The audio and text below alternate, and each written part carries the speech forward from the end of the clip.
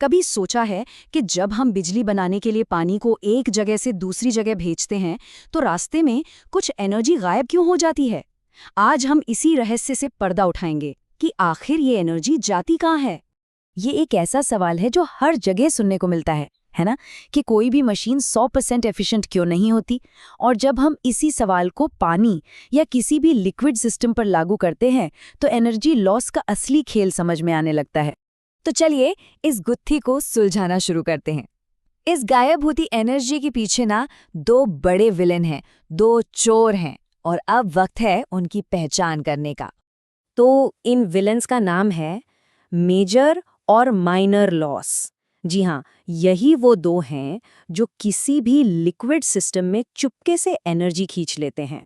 तो सबसे पहले मिलते हैं हमारे पहले विलेन से, मेजर लॉस।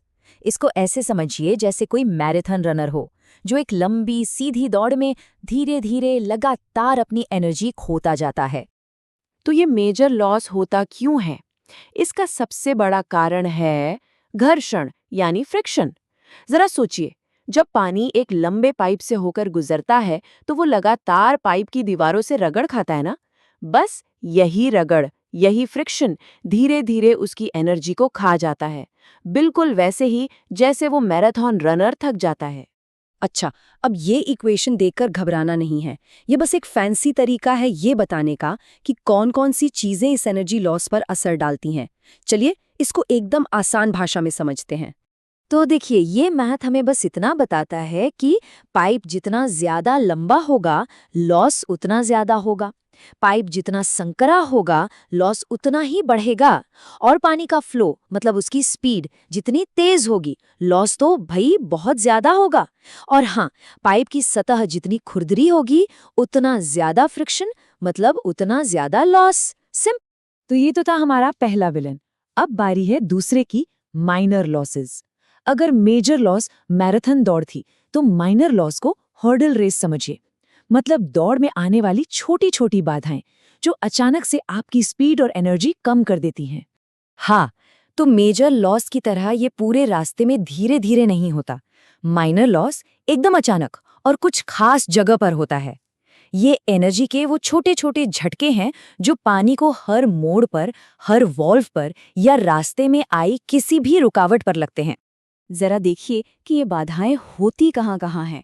जैसे पाइप का अचानक चौड़ा हो जाना या अचानक से संकरा हो जाना। पाइप में कोई मोड़ आ गया, कोई वॉल्व या फिटिंग लगी है। अरे यहाँ तक कि जहाँ से पानी पाइप में घुसता है और जहाँ से निकलता है वहाँ भी एनर्जी का लॉस होता है। ये सब माइनर लॉस के अड्डे हैं। चलिए एक उदाहरण से समझते हैं। मान लीजिए पाइप अचानक से चौड़ा हो जाता है। तो होता क्या है, जैसे ही पाइप चौड़ा होता है पानी का फ्लो एकदम अस्त व्यस्त मतलब टर्ब्यूलेंट हो जाता है। ये जो पानी में छोटे छोटे भंवर देख रहे हैं ना, इन्हें एडीज कहते हैं। यही है असली मुसीबत। ये सारी एनर्जी को गर्मी और आवाज में बदलकर बर्बाद कर देते हैं। एक और बड़ा पॉइंट जहां एनर्जी लॉस होता है वो है एग्जिट पॉइंट, यानी जहां पानी सिस्टम से बाहर निकलता है। टरबाइन जैसी जगहों पर इंजीनियर्स इस लॉस को कम करने के लिए ड्राफ्ट ट्यूब जैसी चीजें लगाते हैं। ये कुछ एनर्जी बचाने में मदद तो करता है, लेकिन फिर भी कुछ ना कुछ एनर्जी तो बाहर निकलते वक्त बर्बाद हो ही जाती है। इससे पता चलता है कि हर छोटी से छोटी चीज कितनी मायने रखती है।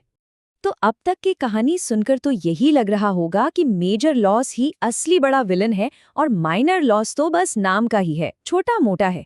पर क्या सच में ऐसा है? चलिए देखते हैं असली मुकाबला।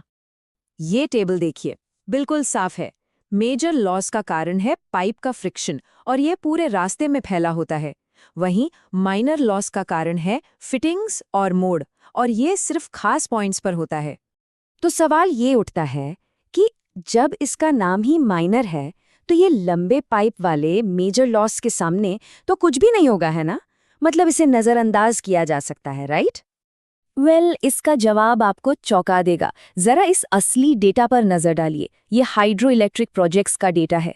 कई मामलों में ये अदर्स यानी हमारे माइनर लॉस, फ्रिक्शन यानी मेजर लॉस के लगभग बराबर हैं, और कुछ केस में तो उससे भी ज्यादा। तो जिसे हम माइनर यानी छोटा समझ रहे थे, वो असल में कोई छोटा मोटा खिलाड़ी है ही नहीं। तो ठीक है, ये सब तो समझ आ गया, लेकिन पावर जनरेशन यानी बिजली बनाने के लिए ये सब जानना इतना जरूरी क्यों है? चलिए अब इस पूरी कहानी को जोड़ते हैं। ये एक लाइन पूरी कहानी बयां कर देती है। मतलब एक असली हाइड्रोलिक टरबाइन में पानी के पास जितनी भी एनर्जी होती है, हम उसका पूरा इस्तेमाल कर ही नहीं पाते। क्यों? क्योंकि रास्ते में ये सारे लॉस हो जाते हैं। और जब बात बिजली बनाने की हो तो एनर्जी की एक एक बूंद कीमती होती है। अब जरा इस ग्राफ को देखिए। ये एनर्जी के सफर की पूरी कहानी है। शुरुआत होती है 100% एनर्जी से, लेकिन फिर देखिए, जैसे ही पानी स्पाइरल केसिंग से गुजरता है, थोड़ी एनर्जी गई, गाइड वेन से टकराया और एनर्जी कम हुई, रनर तक पहुंचा तो और भी कम हो गई। ये जो सीढ़ियों की तरह एनर्जी नीचे गिर रही है ना, ये वही मेजर और माइनर लॉस हैं जो अपना अपना हिस्सा ले रहे हैं। और आखिर में जो बचता है, बस उतनी ही पावर हमें मिलती है। और पता है, एक बहुत ही बेहतरीन हाईली ऑप्टिमाइज्ड सिस्टम में भी हम ज़्यादा से ज़्यादा 94% एफिशिएंसी तक ही पहुंच पाते हैं। बाकी की 6% एनर्जी वो इन्हीं मेजर और माइनर लॉस की भेंट चढ़ जाती है। तो आखिर में बात बस इतनी सी है, एफिशिएंसी का मतलब इन लॉस को जीरो करना नहीं है, क्योंकि वो तो हो ही नहीं सकता। असली खेल है इन्हें समझने का, इन्हें नापने का, और फिर इन्हें जितना हो सके उतना कम करने का। यही है पावर आउटपुट बढ़ाने का राज। और ये सोच हमें एक बड़े सवाल पर लाकर छोड़ देती है। ये मेजर और माइनर लॉस सिर्फ पानी के पाइप तक ही सीमित नहीं है। सोचिए, इंटरनेट पर डेटा का फ्लो हो या हमारी इकोनॉमी में पैसों का फ्लो, हर सिस्टम में ऐसे कौन से छिपे हुए फ्रिक्शंस और मोड़ हैं जो उसकी एफिशिएंसी को कम कर रहे हैं।